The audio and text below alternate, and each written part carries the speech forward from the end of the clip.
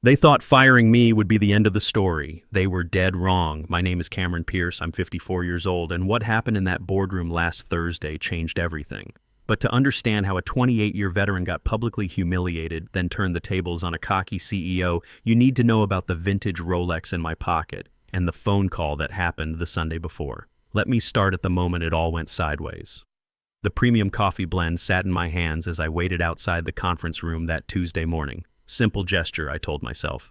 A welcome gift for Adrian Cross, our new CEO who'd just started Monday. 28 years at Titan Logistics had taught me that respect mattered more than titles. I wanted his second day to feel like he was joining a family, not just taking over a company. But the moment I stepped inside, the air shifted. Adrian didn't smile. He didn't even look at the coffee. Instead, he straightened his tie and said with a cold clarity that cut through the room, "Cameron Pierce, your time here is over." The words didn't register at first. Around the table, two freshly promoted vice presidents sat stiff, their laptops open like they were waiting for me to argue. I looked at Adrian, waiting for some hint of a joke. There wasn't one. He slid a manila envelope across the polished wood, his eyes already dismissing me. My brain refused to process it. 28 years of midnight calls, supply chain rescues, crisis management, all collapsed into a single cruel moment. No acknowledgement, no thank you, just a surgical cut. You know what really got me? I'd been through worse. Back in the Navy, we had a saying, adapt, improvise, overcome. I'd spent 8 years learning that lesson the hard way, from boot camp in Great Lakes to logistics runs in the Persian Gulf. The military taught me that respect wasn't given. It was earned through competence and consistency. That's what I'd brought to Titan for nearly 3 decades. The humiliation got worse when Adrian leaned forward, making sure the entire room could hear. "This," he declared, tapping the envelope with his finger, "is the beginning of our digital transformation. Titan must shed its boomer mindset to survive, and Cameron's departure signals that change. Boomer mindset.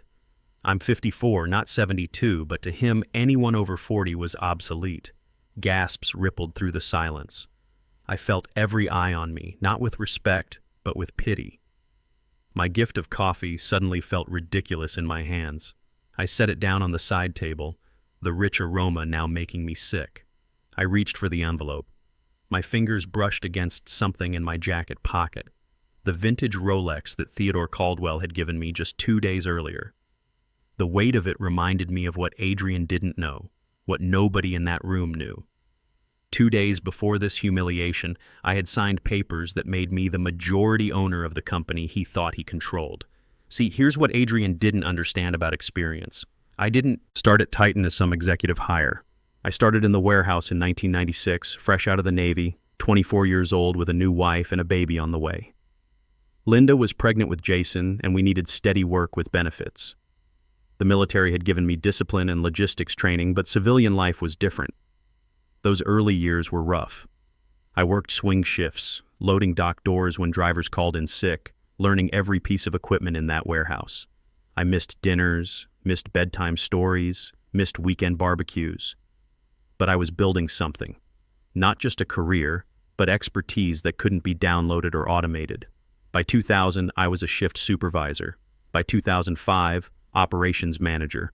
By 2010, I was running the entire West Coast logistics network. Each promotion came with more responsibility, more pressure, more time away from home. Linda understood at first. "It's temporary," I'd tell her, "just until I get established." That's the lie we tell ourselves, isn't it? Just until the next promotion, the next crisis, the next deadline. Before I knew it, Jason was 10 and Lisa was 8, and I was flying to Seattle twice a month to handle distribution problems. My diabetes hit at 48. Stress, irregular eating, no exercise. The doctor said I was lucky it wasn't a heart attack. The divorce came 3 years ago. Linda had been patient for 23 years, but she'd finally had enough. "You love that company more than your family," she said the night she moved out. The worst part? I couldn't argue with her. I'd made choices, and those choices had consequences. But here's what Adrian didn't see when he looked at me. He saw an old guy who didn't understand apps and automation. I saw 28 years of relationships, crisis management, and institutional knowledge that kept Titan running when everything else failed. Like the 2019 dock strike in Seattle, while other companies hemorrhaged money, I used personal relationships built over decades to negotiate alternative routing. Saved us $3.2 million in 1 month, or the 2020 pandemic chaos. When supply chains collapsed worldwide, I didn't panic. I adapted, drew on military logistics training, leveraged partnerships I'd cultivated for years, found creative solutions that kept our clients' businesses alive. Adrian probably saw that as luck. I saw it as preparation meeting opportunity. The funny thing about getting older in corporate America, they want your results, but not your methods. They want efficiency, but not experience. They want innovation, but not wisdom. Adrian represented everything wrong with modern business. The belief that disruption for its own sake equals progress. As I stood there holding that envelope, Theodore's watch heavy in my pocket, I remembered something my old Navy commander used to say. The best battle is the one you win without fighting. Adrian thought he'd fired me. He had no idea he'd just declared war on someone who actually owned the battlefield. I straightened up, looked him in the eye, and said, "Quietly, I'll be in touch." Then I walked out, leaving the coffee on the table like a small surrender flag. But surrender was the last thing on my mind. What Adrian couldn't know was that in my pocket sat the proof that everything he thought he controlled actually belonged to me. And in 48 hours, I'd be sitting in that same boardroom, but this time in a very different chair. The long game was about to begin. Let me back up to that Sunday evening, 2 days before Adrian decided to end my career. I was sitting in my apartment. Yeah, apartment, not house. The divorce settlement meant Linda got the house in Beaverton, and I got a decent place downtown. Fair enough, considering how much I'd been absent over the years. I was trying to read a book about supply chain management, ironically enough, when my phone rang around 8 p.m. The name on the screen made me sit up straight. Theodore Caldwell. Theodore wasn't just the founder of Titan Logistics. To guys like me who'd been there since the Clinton administration, he was the company's soul. He'd started Titan in 1979 with a single truck and a dream of connecting small businesses to global markets. By the time I joined in '96, he was already a legend, the kind of boss who knew every employee's name and remembered their kids' birthdays. He'd stepped back from daily operations in 2018, exhausted from fighting with investors who cared more about quarterly earnings than long-term stability. But Theodore still owned 47% of the company, and his voice still carried weight in every major decision. When Theodore Caldwell called, "You answered. Period. Cameron." His voice was steady, deliberate, the voice of a man who'd built something lasting. "I need to see you. Tonight." "Of course, Mr. Caldwell. Is everything all right?" "Drive to my house. We'll talk there." An hour later, I was sitting in his study in the West Hills, the smell of old leather and pipe tobacco hanging in the air. Theodore's place hadn't changed in the 15 years I'd been visiting. Same oak paneling, same wall of industry awards, same feeling that you were in the presence of someone who'd actually built something meaningful. He sat behind his desk, a stack of legal documents arranged in front of him. His eyes still carried that sharpness I remembered from the crisis years, when he seemed to think 10 moves ahead of everyone else. "Cameron," he said, pouring 2 glasses of bourbon. "Good stuff, older than my son. I've been watching what's happening to our company. This new CEO they hired without consulting me. The talk about digital transformation and efficiency optimization. Corporate speak for firing good people and replacing them with algorithms." I sipped the bourbon. It burned, but in a good way. "Adrian seems ambitious." Theodore snorted. "Ambitious. That's one word for it. You know who recommended him? The same consulting firm that destroyed Patterson Manufacturing in 2020. Gutted their workforce, automated everything they could, and watched the company collapse within 18 months. No soul left." He leaned forward, his expression growing serious. "I've spent 45 years building Titan into something that matters. Not just a logistics company, but a place where people could build careers, support families, create something bigger than themselves. I won't let some MBA punk with no real-world experience destroy that." That's when he pushed the papers toward me. "I've decided it's time to hand this company's future to someone who's earned it." I blinked, not sure I'd heard correctly. "Theodore, what are you saying?" I'm transferring my remaining shares, all 47%, to you." The words hit me like a physical blow. I'd spent my entire adult life working for other people, following orders, implementing other people's visions. The idea of owning nearly half of a company worth $180 million was beyond my comprehension. I can't afford that. Even if you wanted to sell. Who said anything about selling? Theodore smiled for the first time that evening. This is a gift, Cameron. A transfer of responsibility. You've earned this through blood, sweat, and sacrifice. More than that, you understand what Titan really is. He reached into his desk drawer and pulled out his vintage Rolex, the same one I'd seen him wear for decades.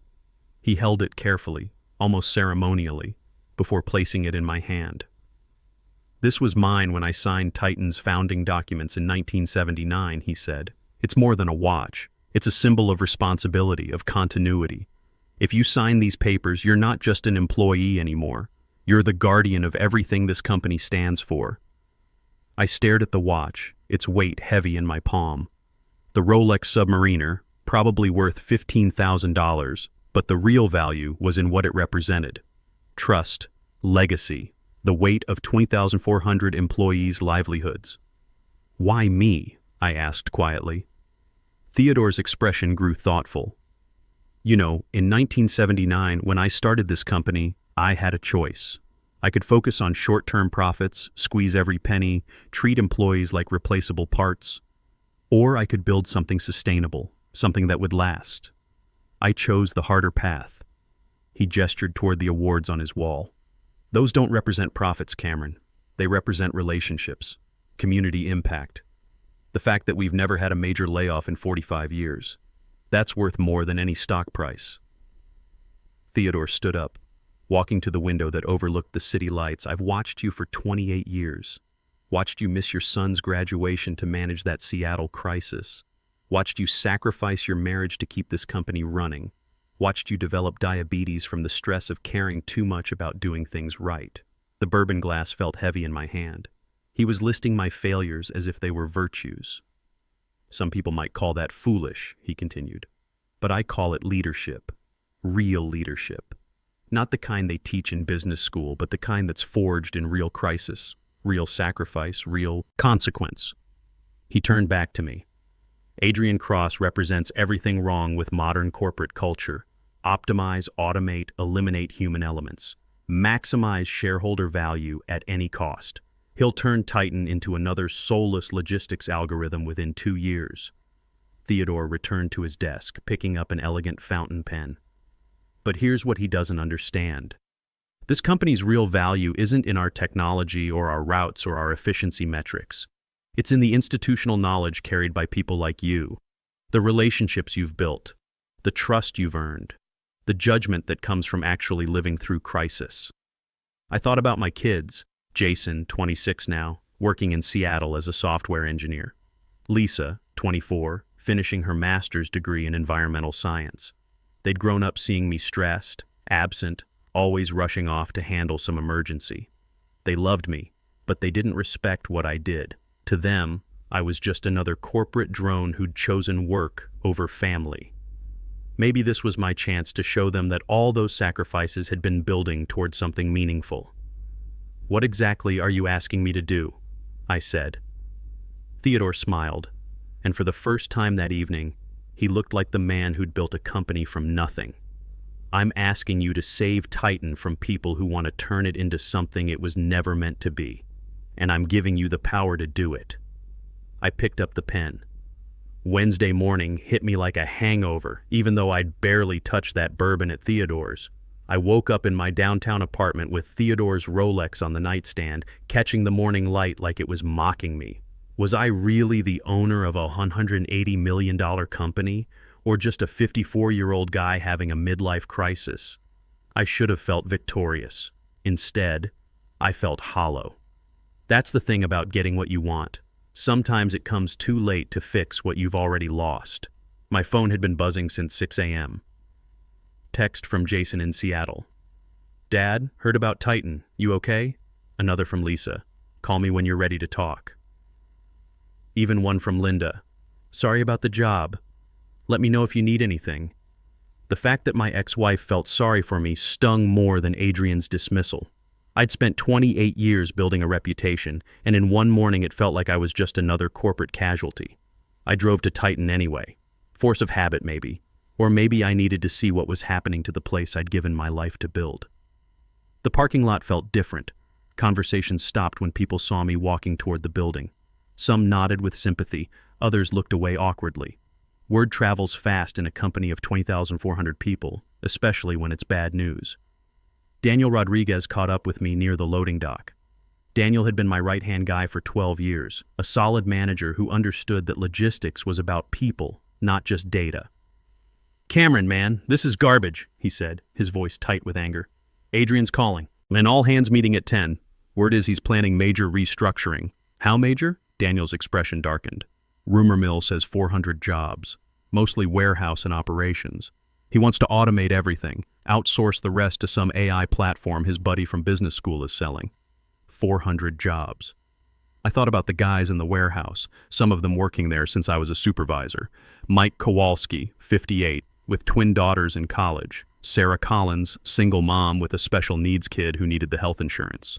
These weren't numbers on Adrian's spreadsheet. They were people I'd worked alongside for decades. "There's more," Daniel continued. "Tommy Walsh from Analytics. He recorded yesterday's senior staff meeting. Adrian was pretty clear about his opinion of you." He handed me his phone. I pressed play, and Adrian's voice filled the loading dock, dripping with arrogance. "Look, let's be honest here. Cameron Pierce represents everything wrong with old-school logistics. The guy still uses Excel spreadsheets when we should be using machine learning algorithms. He thinks relationships matter more than metrics. That boomer mindset is exactly what's killing our efficiency." I could hear nervous laughter from the senior staff. The truth is, guys like Cameron had their time. But this is 2024, not 1996. We're going to show the board what real leadership looks like. Lean, fast, data-driven. No more dead weight. Dead weight. 28 years of crisis management, relationship building, and institutional knowledge reduced to dead weight by a 34-year-old who'd never actually managed a supply chain crisis in his life. I handed the phone back to Daniel. "Make sure everyone knows that recording exists." "Already done. It's spreading through the company like wildfire. People are pissed, Cameron." That afternoon, I did something I hadn't done in years. I went to my son's apartment. Jason lived in a trendy Seattle neighborhood, working for a tech startup that developed supply chain optimization software. The irony wasn't lost on me. "Dad?" He opened the door looking surprised. We hadn't spoken face-to-face in 6 months, just the occasional text or brief phone call. "I was in the neighborhood." I lied. Seattle was 3 hours from Portland, and we both knew it. His apartment was everything mine wasn't. Modern, clean, filled with the kind of tech gadgets that Adrian probably thought were the future of business. Jason poured me coffee and we sat awkwardly on his minimalist couch. "So, you got fired," he said finally. "Yeah, seems like it. You okay with that?" I thought about it. "You know, when you were graduating college, I was in Sacramento dealing with a driver's strike. Missed the whole ceremony because I thought the company couldn't survive without me handling every crisis personally." Jason nodded. "I remember. I told myself it was temporary. That once I got established, once I proved myself, I'd have more time for family stuff. Kept telling myself that for 28 years. Dad, let me finish."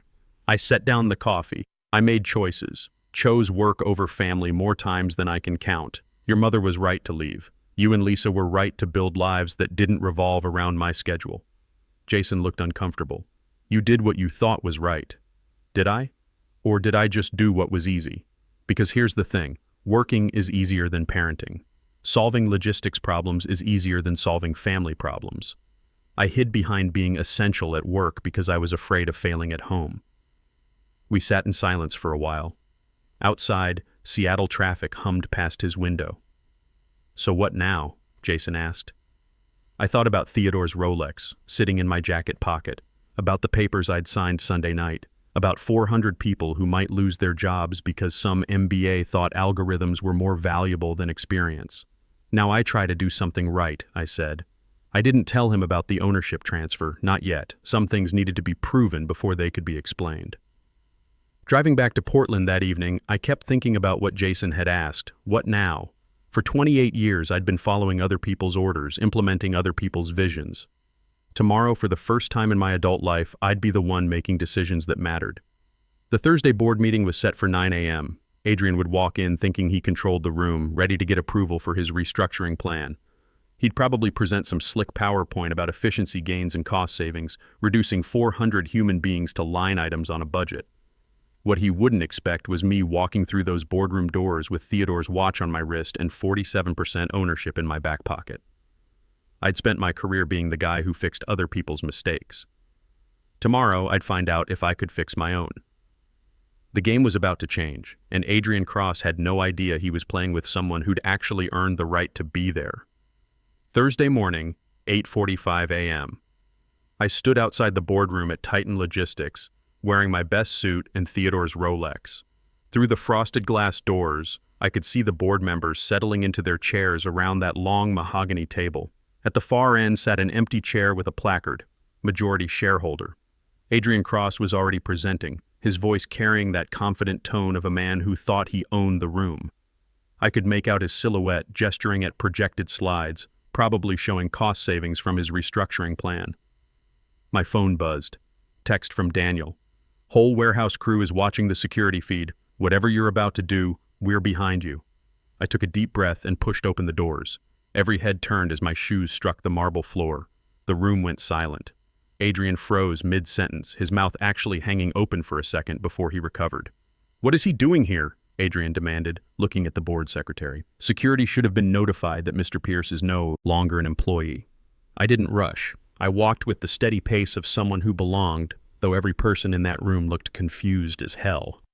In my hand, Theodore's Rolex caught the morning light streaming through those floor-to-ceiling windows. "Good morning, everyone," I said calmly, moving toward the empty chair at the far end.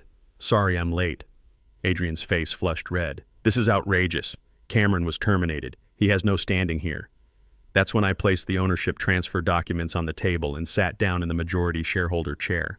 The leather creaked softly, but in that silent room, it sounded like a gavel. "Actually," I said, looking directly at Adrian, "I have 47% standing here." The board secretary, Patricia Johnson, was already on her phone, frantically checking the filings. Her face went pale as she read the screen. It's legitimate," she announced to the room.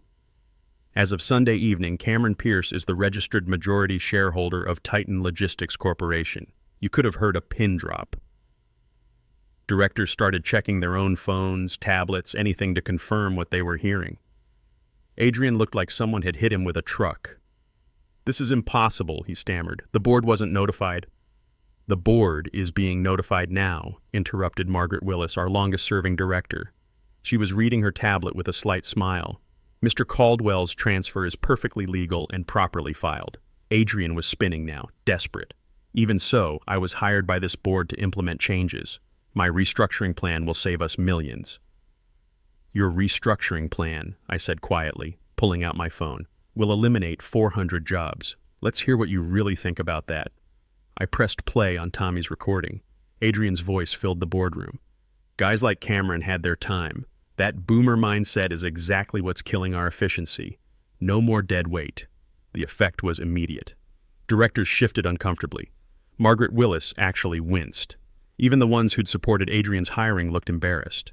"That recording was taken illegally." Adrian started. "That recording," I cut him off, "was taken during a company meeting by a company employee. And it's been heard by approximately 800 of our 2,400 employees since yesterday." I stood up, placing Theodore's Rolex on the table where everyone could see it. This watch belonged to Theodore Caldwell when he founded this company 45 years ago. It represents something that Adrian here doesn't understand.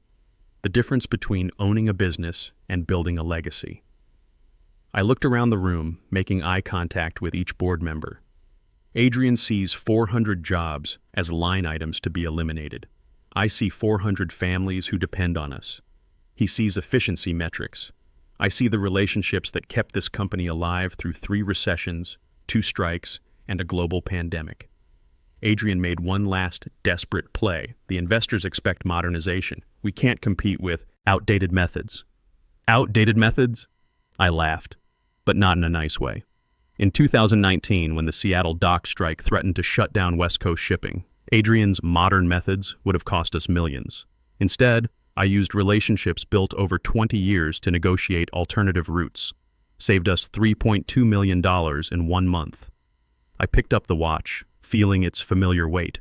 In 2020, when COVID destroyed global supply chains, algorithms and AI couldn't adapt fast enough. Human judgment, institutional knowledge, and personal relationships kept our clients' businesses alive while our competitors flailed. Margaret Willis leaned forward. Cameron, what exactly are you proposing? I'm proposing we remember what this company actually is, I said. We're not a tech startup. We're not a consulting firm's fantasy of optimization.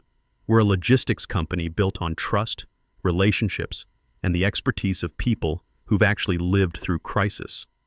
I turned to Adrian, who was looking smaller by the minute.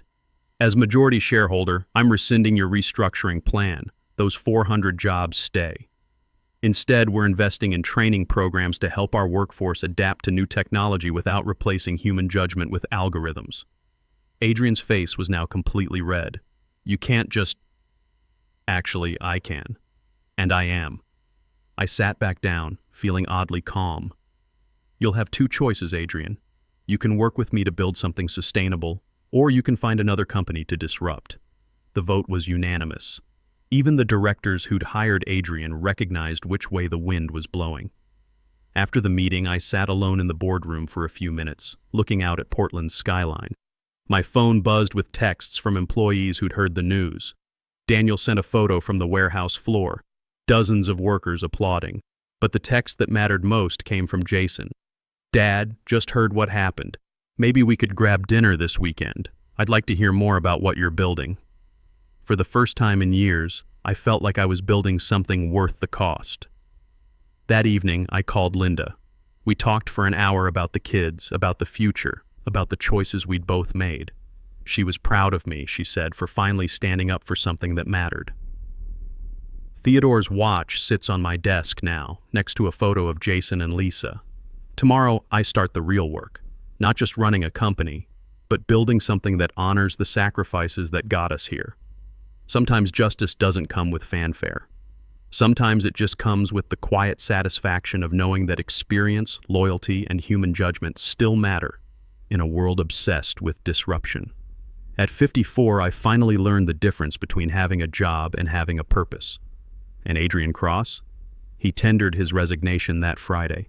Last I heard, he was consulting for a cryptocurrency startup. Perfect fit, really. The dead weight, it turned out, wasn't the guy with 28 years of experience. It was the guy who thought experience didn't matter.